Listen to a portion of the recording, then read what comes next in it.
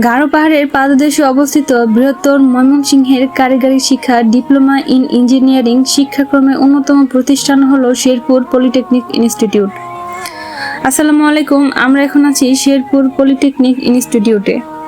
Sherpur polytechnic institute গণপ্রজাতন্ত্রী বাংলাদেশ সরকারের শিক্ষা মন্ত্রণালয়ের কারিগরি শিক্ষা অধিদপ্তরের একটি সরকারি শিক্ষা প্রতিষ্ঠান।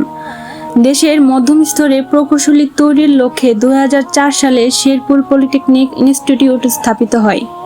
বর্তমানে শেরপুর পলিটেকনিক ইনস্টিটিউট বাংলাদেশের প্রথম সারির পলিটেকনিকগুলোর মধ্যেই অন্যতম।